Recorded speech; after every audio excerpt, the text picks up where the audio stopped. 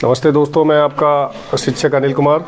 SST की आज की इस वीडियो में मैं 2 वीडियो में पढ़ा चुका हूँ राज्यसभा लोकसभा संसद के विषय में।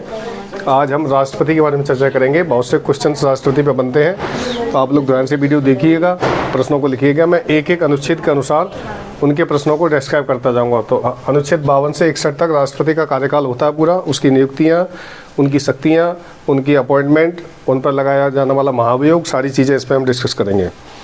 तो सबसे पहला क्वेश्चन लिखेंगे, भारत का एक राष्ट्रपति होगा। भारत का एक राष्ट्रपति होगा।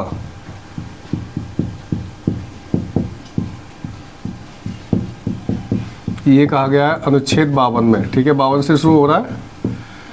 भारत में एक राष्ट्रपति होगा, अनुच्छेद 52 में कहा गया। राष्ट्रपति होता है बच्चों राष्ट्राध्यक्ष, यानी किसी भी देश का राजा। राष्ट्रपति औपचारिक राष्ट्राध्यक्ष होता है और शासन जिसको बोलते हैं हम वास्तविक अध्यक्ष वो होता है प्रधानमंत्री।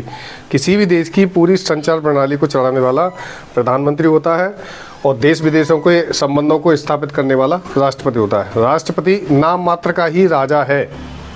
देश में संविधान में ये वर्णित है अनुच्छेद 52 में कि देश का एक राष्ट्रपति होगा। ठीक है, राष्ट्रपति में बहुत सारी ऐसी शक्तियां होती हैं जो प्रधानमंत्री के पास नहीं होती। ठीक, लिखिए, राष्ट्रपति कार्यपालिका का प्रमुख होता है।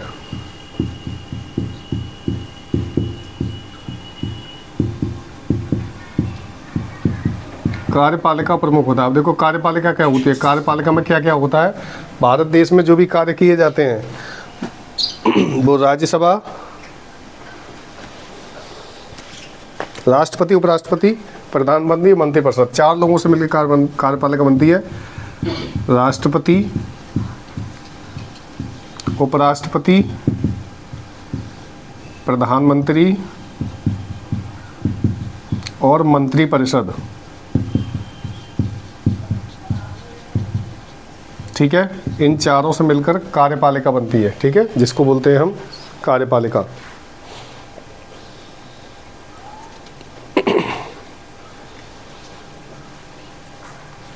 राष्ट्रपति की योग्यताएं। राष्ट्रपति बनने के लिए क्या क्या योग्यता चाहिए? तो राष्ट्रपति बनने के लिए सबसे जरूरी है वह भारत का नागरिक हो। भारत का नागरिक होना चाहिए, यानी भारतीय होना चाहिए। ठीक है। नंबर 2, आयु 35 वर्ष हो। कितनी? 35 वर्ष। अब देखो यहाँ पर 2 चीज डिस्कस करेंगे। लोकसभा सदस्य के लिए आयु कितनी थी? 25 वर्ष। कितनी थी? 25 वर्ष। और राज्यसभा के लिए 30 वर्ष और राष्ट्रपति के लिए 35 वर्ष। ठीक है ना। राज्यसभा के सदस्यों का कार्यकाल कितना था? 6 वर्ष। और लोकसभा के? अब जितने भी कार्यकाल है सब 5 वर्ष हैं। केवल राज्यसभा के सदस्य का कार्यकाल 6 वर्ष होता है, बाकी सबका 5 वर्ष। क्लियर? Yes sir. अब लिखो, इतना लिख लिया। हम रिपीट कर चलते हैं। भारत का एक राष्ट्रपति होगा, अनुच्छेद 52। बोलो, अनुच्छेद 52। राष्ट्रपति कार्यपालिका प्रमुख होता है। कार्यपालिका में आता है राष्ट्रपति, उपराष्ट्रपति, प्रधानमंत्री और मंत्रिपरिषद। मंत्रिपरिषद मतलब जितने भी कैबिनेट मंत्री होते हैं, जिनको कैबिनेट मंत्री कहा जाता है, यानी प्रधानमंत्री का जो मंत्रालय होता है उसको कैबिनेट मंत्री या मंत्रिपरिषद कहते हैं। ठीक है। योग्यता क्या है राष्ट्रपति बनने के लिए? वह भारत का नागरिक हो, उसकी आयु 35 वर्ष हो, कम से कम 35 से ऊपर चल जाएगा, 35 से नीचे नहीं, और वह दिवालिया ना हो। दिवालिया किसे कहते हैं? नहीं, दिवालिया माने जिस पर कोई बैंक का कर्ज ना हो। बैंक का जो लोग कर्ज नहीं चुका पाते उसको बैंक जो है बैंकरप्ट कर देती है, यानी दिवालिया, यानी कर्ज देने ना योग्य, मतलब ये कर्ज नहीं दे पाएगा। तो इसका मतलब वो कर्ज कहीं से ले भी नहीं पाएगा। अगर किसी व्यक्ति को बैंक ने दिवालिया घोषित कर दिया है तो वो व्यक्ति कहीं से भी पूरे भारत में कर्ज नहीं ले सकता। ठीक, वो बैंकरप्ट हो गया। अब लिखोगे अगला, राष्ट्रपति का चुनाव, अनुच्छेद 54। इसको ध्यान से समझिएगा, बहुत ही इजी तरीके में समझा दूंगा मैं। अनुच्छेद 54, राष्ट्रपति चुनाव। ठीक है, इसको ढंग से समझेंगे।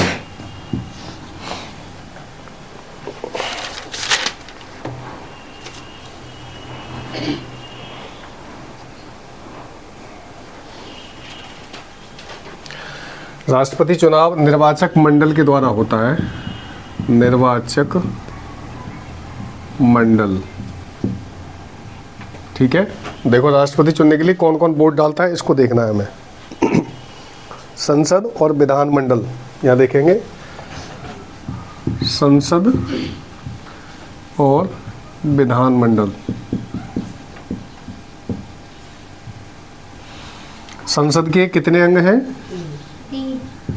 हाँ, संसद के मुख्यतः दो भाग हैं। संसद के अंग पूछे जाएं तो दो, लोकसभा राज्यसभा, और संसद के भाग पूछे जाएं तो तीन, राष्ट्रपति और जुड़ जाते हैं। तो इसमें लोस लिख दे रहा हूँ, लोकसभा को लोस और राष्ट्र। ठीक है, समझ जाओगे ना।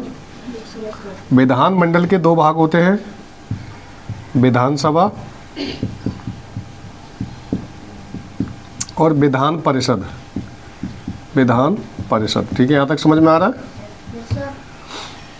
राष्ट्रपति का चुनाव निर्वाचक मंडल के द्वारा होता है। निर्वाचक मंडल में दो लोग होते हैं, संसद और विधानमंडल। देखो संसद होती है केंद्र में, कहाँ होती है?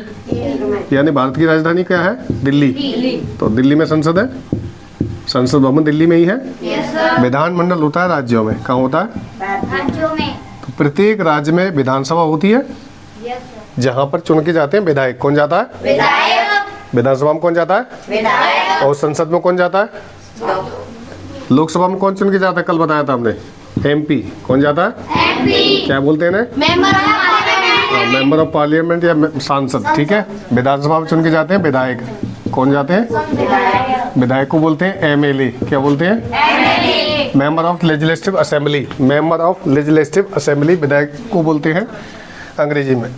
ठीक है, तो लोकसभा और राज्यसभा के निर्वाचित यानी जो इलेक्टेड मेंबर्स होते हैं, जिनको बोलते हैं निर्वाचित सदस्य। देखो ध्यान रखिएगा यहाँ पे,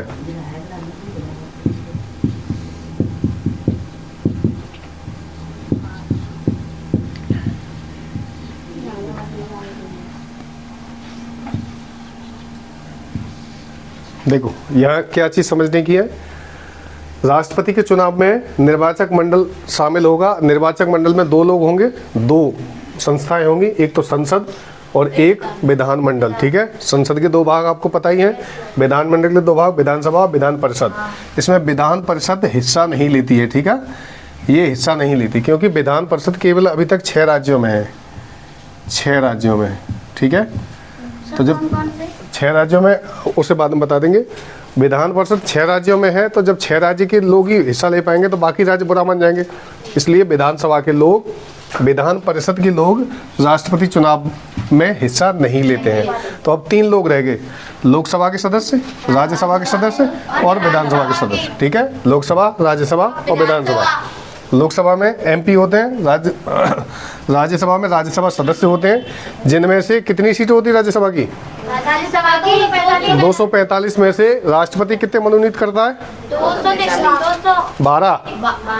12 सदस्यों को राष्ट्रपति मनोनीत करता है। तो 233, 12 जो लोग होंगे जो मनोनीत करते हैं वो हिस्सा नहीं लेंगे। क्यों?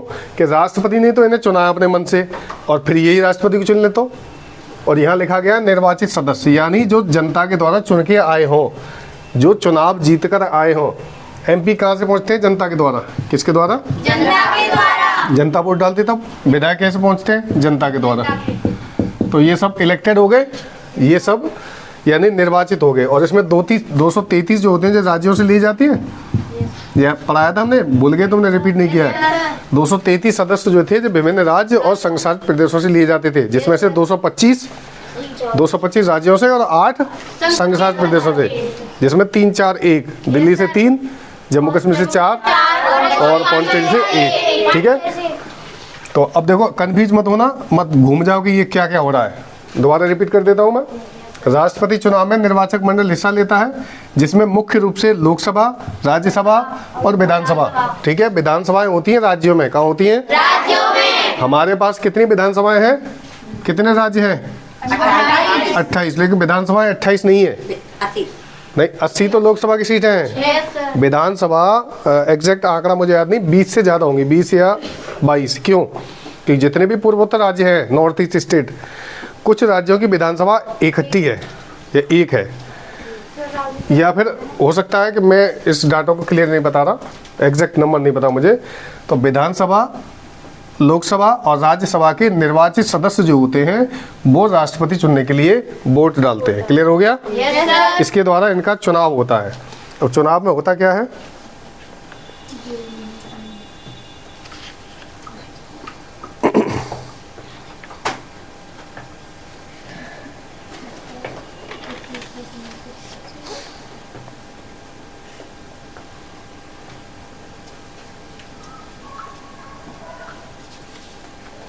चलिए चुनाव हो गया इनका, ठीक है।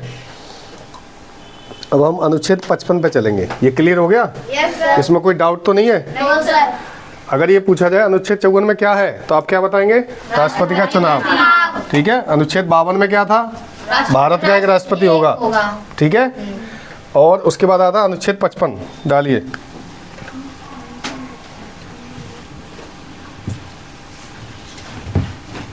उंगली पे याद हो जाएगा, आपको रटने की जरूरत नहीं है। राष्ट्रपति चुनाव में 3 जगह के निर्वाचित सदस्य हिस्सा लेते हैं, लोकसभा के सदस्य, राज्यसभा के सदस्य और विधानसभा के सदस्य, ठीक है। विधानसभा के, राज्यसभा के सभी सदस्य हिस्सा नहीं लेते। राज्यसभा में से 233 सदस्य हिस्सा लेते हैं, क्योंकि 12 सदस्यों को राष्ट्रपति मनोनीत करता है, ठीक है। अनुच्छेद 55। मैं डायरेक्ट क्वेश्चंस नहीं लिखा रहा है, आप इस वीडियो को ध्यान से सुनेंगे, पढ़ेंगे तो क्वेश्चन छोटे छोटे अपने आप बना लेंगे। आप बनाना चाहें तो इसमें बहुत से प्रश्न बन सकते हैं। अनुच्छेद 55 में है निर्वाचन नीति। क्या है? निर्वाचन नीति, यानी निर्वाचन वोट कैसे डाला जाए, ये अनुच्छेद 55 में है। अनुच्छेद 56 कार्यकाल, राष्ट्रपति का कार्यकाल कितने वर्ष का होता है? 5 वर्ष। कितने वर्ष का? 5 वर्ष। अच्छा, यहाँ एक प्रश्न बताइए, ऐसा कौन सा भारत का राष्ट्रपति है जो लगातार 2 बार रहा है? मोदी। मोदी? नहीं, वो राष्ट्रपति। तुम्हारी बुद्धि भ्रष्ट हो गई है, राष्ट्रपति की चर्चा हो रही है और तुम प्रधानमंत्री बैठ के हुए अभी। सर, कौन से राष्ट्रपति हैं जो लगातार 2 बार रहे? लगाओ ध्यान। राजेंद्र प्रसाद। बिल्कुल सही जवाब, ताली बजाओ बच्ची के लिए। डॉक्टर राजेंद्र प्रसाद। कौन है? राजेंद्र प्रसाद। डॉक्टर राजेंद्र प्रसाद अकेले हैं ऐसे जो 2 बार राष्ट्रपति रहे। उसके बाद अब तक कोई पद पर लगातार 2 सत्रों के लिए राष्ट्रपति नहीं रहा। क्लियर है? डॉक्टर राजेंद्र प्रसाद 2 बार बने। तो अनुच्छेद 56 में राष्ट्रपति के कार्यकाल की चर्चा की गई है, जो कि 5 वर्ष का होता है। प्रत्येक 5 वर्ष बाद राष्ट्रपति का चुनाव होता है, ठीक है ना। अब राष्ट्रपति में देखो, राष्ट्रपति का जो अनुच्छेद 57 है, अनुच्छेद 57 देखिए क्या कहता है। राष्ट्रपति के नाम पर पुनर्विचार। राष्ट्रपति के नाम पर पुनर्विचार, ये क्या है? देखो, एसएसटी में और सिविक्स में बच्चों शब्दों का बड़ा हेर फेर है। शब्द इतने कठिन होते हैं कि हमारे सर पर उड़ जाते हैं कि क्या कहना चाह रहा है। विधायिका, कार्यपालिका, मंत्रिपरिषद, मंत्रिमंडल, विधानमंडल, विधानसभा, ये बहुत दिमाग खाऊ होते हैं शब्द, इनको समझना जरूरी है, ठीक है। जिस तरह केंद्र में संसद होता है, उसी तरह राज्यों में क्या होता है? विधानमंडल। क्या होता है? विधानमंडल। विधानमंडल के 2 भाग होते हैं, विधानसभा और विधान परिषद, ठीक है। ऐसे संसद के 2 भाग होते हैं, लोकसभा, राज्यसभा। संसद के अंग 3 है, लोकसभा, राज्यसभा और राष्ट्रपति। क्लियर है? कंफ्यूज नहीं होना है। हर एक राज्य में अपनी विधानसभा है, उसकी राजधानी में रहती है। देखिए इसमें क्या कहा गया है, राष्ट्रपति अगर एक ही व्यक्ति 2 बार चुनाव लड़ना चाहे तो लड़ सकता है। ये अनुच्छेद 57 में कहा गया है कि मैं, जैसे मान लो इस समय देश की राष्ट्रपति हैं महामहिम श्रीमती द्रौपदी मुर्मू जी, वो अगली बार चुनाव लड़ना चाहें तो लड़ सकती हैं अनुच्छेद 57 के अनुसार, अकॉर्डिंग टू 57। वो कहेंगे मैं आर्टिकल 57 के अनुसार दोबारा चुनाव लड़ना चाहती हूँ। जब भी हम कहीं कोर्ट में या थाने में या कहीं भी जाते हैं तो हमें सारे संविधान पूरा याद आ जाता है कि कौन से आर्टिकल के अनुसार हम क्या कर सकते हैं। हमारे जो मूल अधिकार हैं, सिविल राइट्स, डॉक्टर अंबेडकर ने जब संविधान लिखा था तो हमें एक ऐसा अधिकार दिया, आर्टिकल 21A, 21A क्या कहता है, किसी को पता है? अनुच्छेद 21A तुम्हें सोने की आज़ादी देता है कि तुम जितना चाहो सो सकते हो। अनुच्छेद 21A ये भी कहता है कि तुम अपना मनपसंद शादी चुन सकते हो, शादी स्वयं अपनी मर्जी से। ये संविधान में लिखा हुआ है। जैसे घर वाले प्रेशर बना रहे हैं कि ना जाल छोरा शादी कर लग, मैं ना कर रही, क्यों कि आर्टिकल 21A मुझे ये अधिकार दे रहा है कि मैं अपना जीवन साथी खुद चुन सकूं। लेकिन ऐसा लीगल होता नहीं है, घर में धुनाई हो जाएगी बेकार में, तो इसको रह नहीं देते। अनुच्छेद 58 पे आते हैं हम। सर ये क्या लिखा है? नाम पर पुनर्विचार, पुनर् राइटिंग ऐसा ही है। ठीक है, अनुच्छेद 58 क्या कह रहा है देखते हैं। राष्ट्रपति की योग्यता, ये तो मैं पढ़ा चुका हूं तुम्हें, राष्ट्रपति की योग्यता क्या है। अब देखो, राष्ट्रपति जैसे तुम दोबारा बनना चाहते हो, अब हमने राष्ट्रपति की योग्यता बताई थी कि वो 35 साल का होना चाहिए और भारत का निवासी हो। तो ये नहीं हो कि मैं राष्ट्रपति का चुनाव लड़ लूंगा, ऐसे नहीं। राष्ट्रपति का चुनाव वही व्यक्ति लड़ सकते हैं। राष्ट्रपति के 2 अनुमोदक होते हैं और 2 प्रस्तावक होते हैं। अनुमोदक और प्रस्तावक।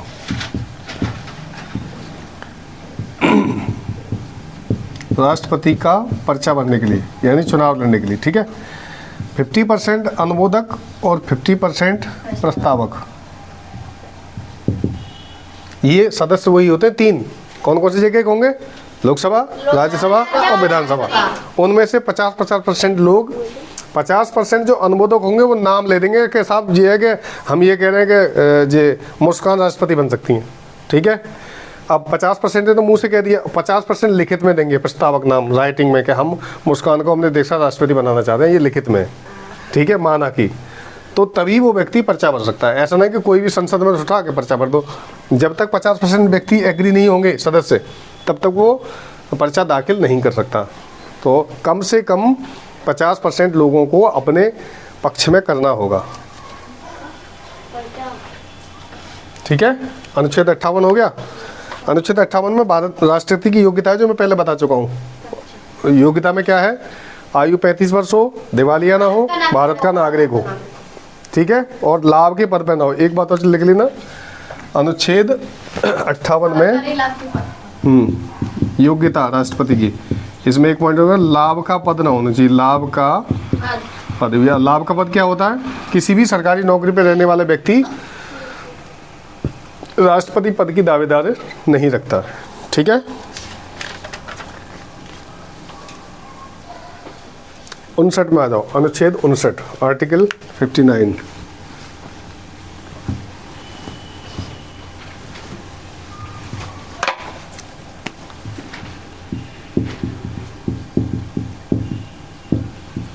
अनुच्छेद 59 ये कहता है कि राष्ट्रपति को चुनाव लड़ने के लिए राष्ट्रपति को 15,000 की धनराशि देनी होगी। कितनी? 15,000 की धनराशि। पर्चा दाखिल करने के लिए 15,000 रुपये चुनाव आयोग को देने होंगे।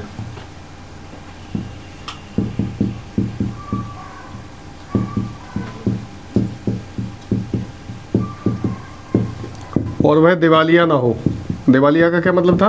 दिवाली पे पैदा होने वाला, हाँ, बैंक का कर्जा ना हो, या ऐसा व्यक्ति जो कर्जा ना चुका पा रहा हो, दैट इज बैंकरप्ट। और पागल ना हो, ये तो बहुत इजी सी बात है। अनुच्छेद 60 कहता है शपथ। कौन शपथ दिलवाता है?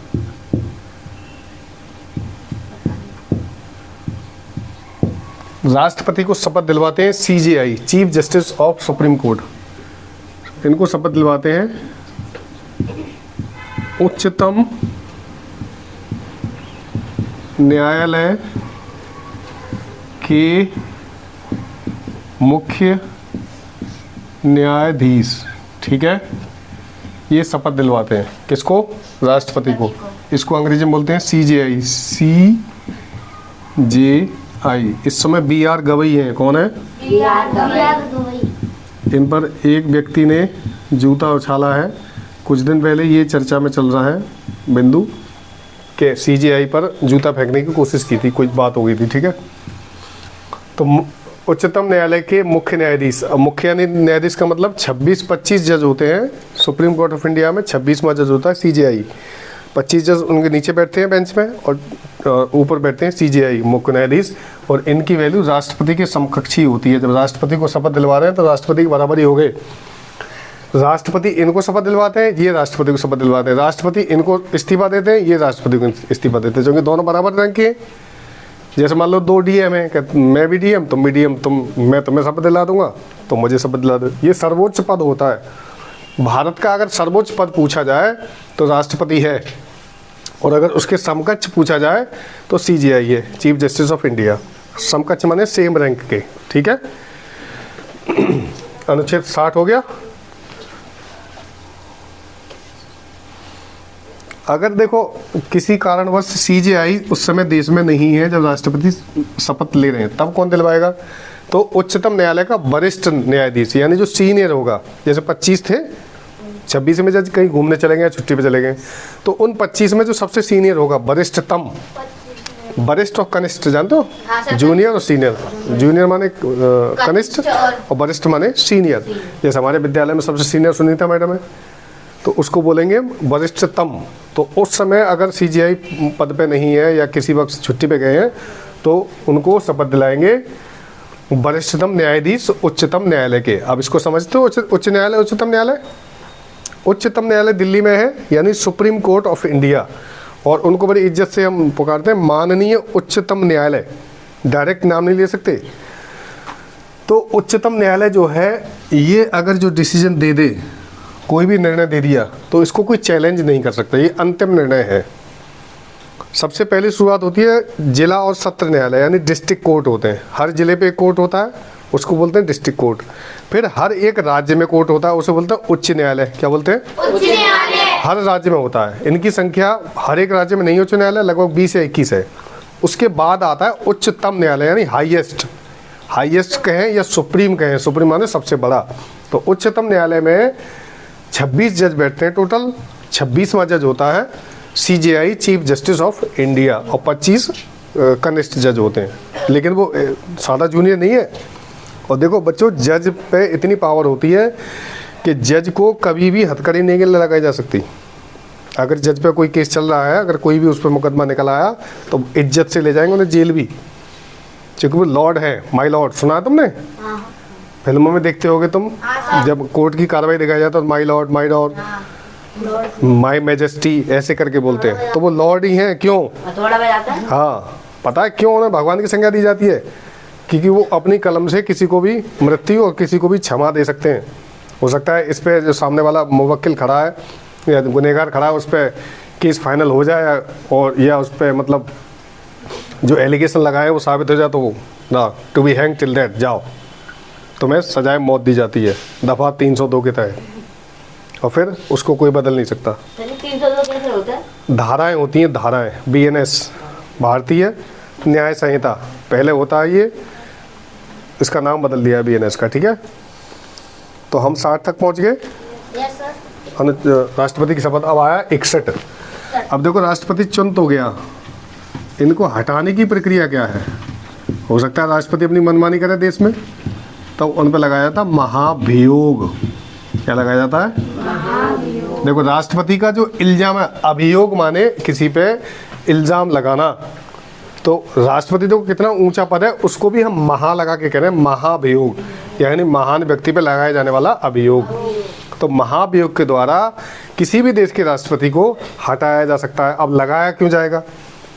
कौन से इल्जाम लगेंगे राष्ट्रपति पे? अगर किसी देश का राष्ट्रपति अपनी मनमानी कर रहा हो कि मैं ना साहब मैं अपने बाल करने में रखूँगा सदन में, या पूरे गांव में अपने राष्ट्रपति भवन में रखूँगा, या अजीब अजीब हरकतें कर रहा है, या फिर किसी दूसरे देश के साथ मिलकर अपने देश के सीक्रेट्स को वायलेट कर रहा है या परेशान कर रहा है, देश की मतलब कुल मिला के देश का नुकसान कर रहा है, तब फिर लोग क्या होगा, तब उन पर चलेगा महाभियोग। क्या चलेगा? महाभियोग। चलिए महाभियोग समझाएं तुम्हें हम। जैसे चुनाव था लगभग वैसे ही महाभियोग है। अनुच्छेद 61 है ना? Yes sir.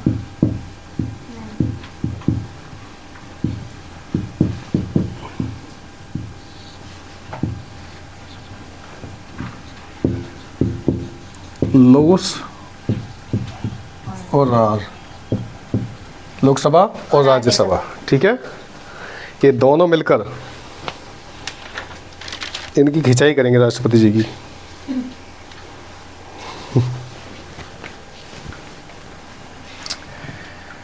14 दिन पहले, माने 2 सप्ताह पहले ये बता दिया जाएगा राष्ट्रपति जी हम आपको हटाने वाले हैं।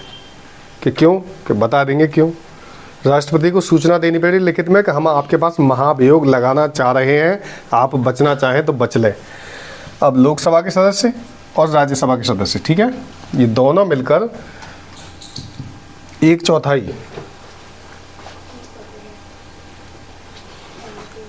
पूरे सदन के 1/4 सदस्य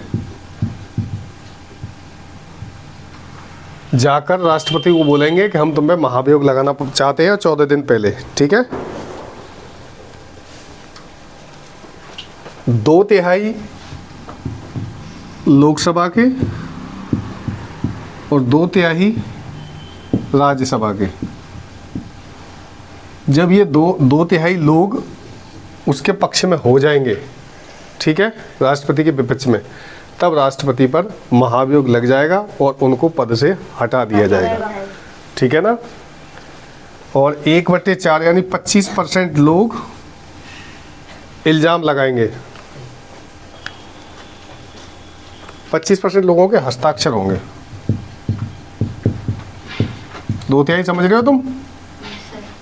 2/3 कितना होता है? 2 का तीसरा हिस्सा। 2/3 क्या हुआ? 2 रुपए का तीसरा हिस्सा कितना हुआ? 2 रुपये का तीसरा हिस्सा 66 पैसे। 75 रुपये। चलो तुम ऐसे ही याद कर लो, 2/3 बहुमत।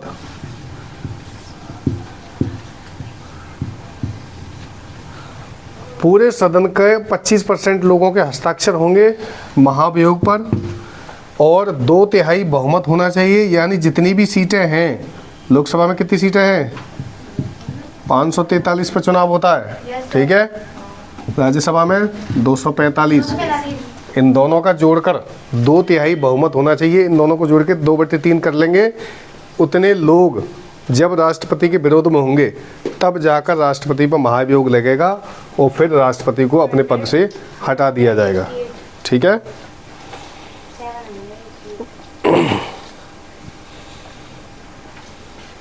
एक और स्पेशल है, देखो अनुच्छेद, यहाँ लिख लीजिएगा। अनुच्छेद 72 ये क्या करता है बताइए? क्षमादान।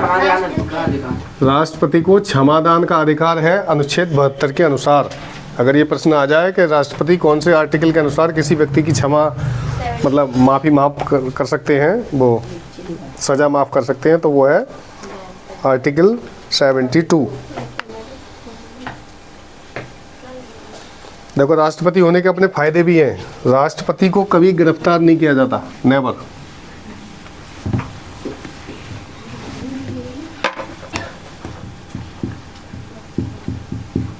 राष्ट्रपति कभी गिरफ्तार नहीं होते, ठीक है। और इन पर कोई भी फौजदारी का मुकदमा नहीं चलता। फौजदारी जानते हो? फौजदारी मानी क्रिमिनल केस। क्रिमिनल जानते हो?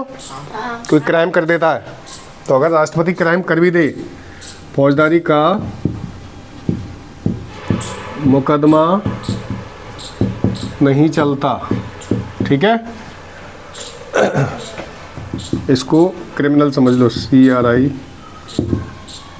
क्रिमिनल प्रोसीजर राष्ट्रपति के खिलाफ नहीं होता, ये ध्यान रखिएगा राष्ट्रपति होने के बाद है।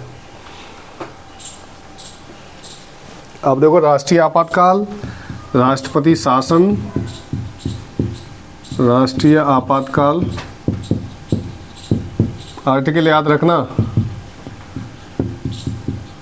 राष्ट्रपति शासन और वित्तीय आपातकाल।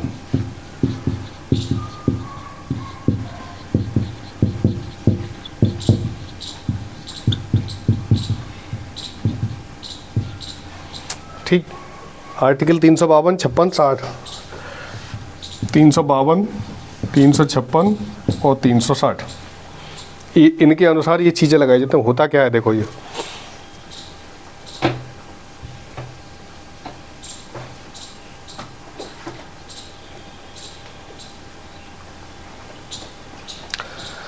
राष्ट्रपति के खिलाफ जब सशस्त्र विद्रोह हो, यानी सेना विद्रोह कर दे, क्या कर दे,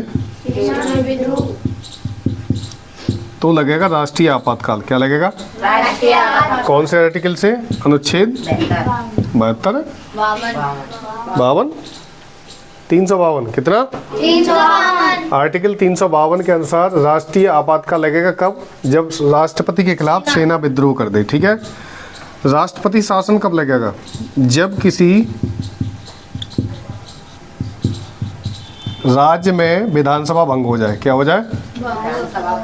विधानसभा भंग होने का मतलब क्या है? यानी मुख्यमंत्री ना रहे। एक बात ध्यान रखिएगा, यहाँ पे एक पॉइंट और क्लियर कर दूं मैं। विधानसभा का प्रमुख होता है मुख्यमंत्री, संसद का प्रमुख होता है प्रधानमंत्री, केंद्र सरकार का प्रमुख प्रधानमंत्री और राज्य सरकार का प्रमुख मुख्यमंत्री। ठीक है। विधानसभा में जो हेड बैठता है वो बैठेगा मुख्यमंत्री, और संसद में जो हेड बैठता है वो होता है प्रधानमंत्री। लेकिन दोनों के सभापति अलग अलग होते हैं। लोकसभा का अध्यक्ष होता है, उसे बोलते हैं स्पीकर। ठीक है। और विधानसभा का जो होता है, विधानसभा का अध्यक्ष, उसको विधानसभा अध्यक्ष ही बोलते हैं। ठीक है। तो क्लियर है। तो जब किसी राज्य में विधानसभा या मुख्यमंत्री ना रहे तो वहां पर राष्ट्रपति शासन लगा दिया जाता है। क्या लगा दिया जाता है? राष्ट्रपति। ये आर्टिकल 356 के अकॉर्डिंग लगता है। अनुच्छेद 356 के अनुसार किसी भी राज्य में राष्ट्रपति शासन लगाया जाता है। ठीक है। और वित्तीय आपातकाल, वित्तीय माने होता है रुपए पैसे की कमी। जब किसी राज्य पर बहुत सारा कर्जा हो जाए, कर्जा या राज्य ही दिवालिया हो जाए, तब लगता है वित्तीय आपातकाल। और ये भारत में अब तक कभी नहीं लगा है, ध्यान रखना। वित्तीय आपातकाल कभी नहीं लगा। क्लियर है? Yes sir. तो हमने राष्ट्रपति के सारे अनुच्छेद क्लियर कर लिए, आर्टिकल्स। महाभियोग कैसे लगता है? कुछ दो तीन चीजें और हैं राष्ट्रपति की, वो भी लिख लीजिए। एक पॉइंट और लिख लीजिए, राष्ट्रपति तीनों सेनाओं का प्रमुख होता है, थल सेना, जल सेना और वायु सेना। देखो अभी मैं समझाता हूँ। सैन्य शक्ति जो होती है राष्ट्रपति की, जो सेना की शक्ति मिलती है। और बच्चों, राष्ट्रपति की जो आर्मी होती है ना, जो गार्ड्स होते हैं, वो अलग होते हैं पूरे, सबसे अलग। राष्ट्रपति से नीचे होता है रक्षा मंत्री, रक्षा मंत्री से नीचे होते हैं CDS, कंबाइंड ऑफ, क्या नाम है इसका, CDS का,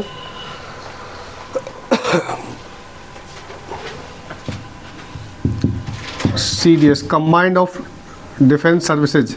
और उसके नीचे आते हैं थल सेना प्लस वायु सेना प्लस जल सेना। जल सेना को नौसेना बोलते हैं। क्या बोलते हैं? ठीक है। इसको वायुसेना बोलते हैं। अब देखिए, सुप्रीम लीडर जो होता है सेनाओं का, सर्वोच्च कमांडर, अगर ये पूछा जाए कि किसी भी सेना का सर्वोच्च कमांडर कौन होता है, तो कमांडर यहाँ से शुरू होते हैं CDS, CDS से ऊपर रक्षा मंत्री, रक्षा मंत्री से ऊपर से राष्ट्रपति। अगर तीनों विकल्प दिए हैं या दो विकल्प दिए हैं, अगर सर्वोच्च सेनापति पूछा है तो राष्ट्रपति होगा। अगर ये पूछा जाए कि तीनों सेनाओं की सलामी कौन लेता है, तो राष्ट्रपति।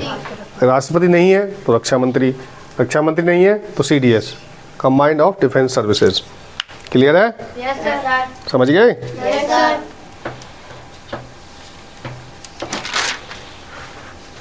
अब प्रथम लिख लो तुम, दो तीन चीजें प्रथम है। कौन कौन प्रथम रहा है? देश के प्रथम राष्ट्रपति कौन थे? डॉक्टर राजेंद्र प्रसाद। बोलिए। डॉक्टर राजेंद्र प्रसाद। प्रथम राष्ट्रपति डॉक्टर राजेंद्र प्रसाद। ये तो पता है, लगातार 2 बार रहे। ठीक है। प्रथम महिला कौन थी? सर वो महिला राष्ट्रपति। सर वो इंदिरा महिला में श्री लगेगी? नहीं, कंफ्यूज मत होइए, ध्यान से दिमाग पे जोर डालिए। देश की पहली महिला राष्ट्रपति थी प्रतिभा देवी सिंह पाटिल। प्रतिभा पाटिल। ठीक है। देश के पहले मुस्लिम राष्ट्रपति कौन से थे? पहले मुस्लिम राष्ट्रपति देश के डॉक्टर जाकिर हुसैन।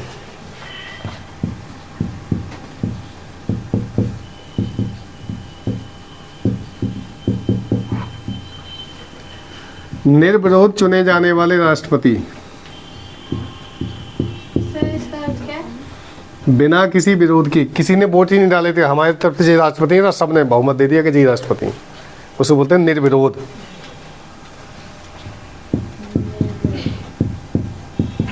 नीलम संजीव रेड्डी आंध्र प्रदेश के थे ये।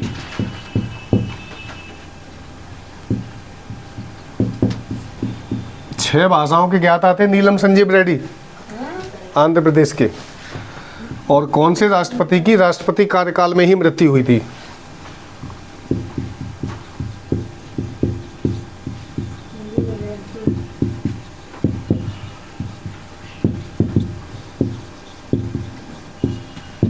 तो एक तो डॉक्टर जाकिर हुसैन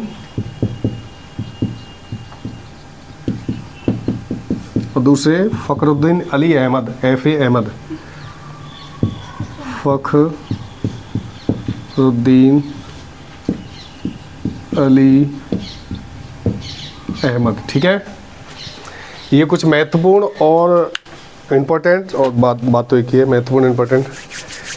ये कुछ राष्ट्रपति के महत्वपूर्ण पॉइंट्स थे, हम ज़्यादा डीप में नहीं गए हैं, कक्षा 8 के लेवल है ये। हो सकता है कुछ ग्लिच हो गया हो बीच में बोलने में, या कोई क्वेश्चन गलत लग गया हो तो कमेंट बॉक्स में बताइएगा ज़रूर। कैसा पढ़ा रहे हैं हम, परीक्षा नज़दीक है, वीडियो पूरा देखिए। मिलते हैं अगले वीडियो में, विधानसभा, विधानमंडल, मुख्यमंत्री के बारे में चर्चा करेंगे। Thank you very much.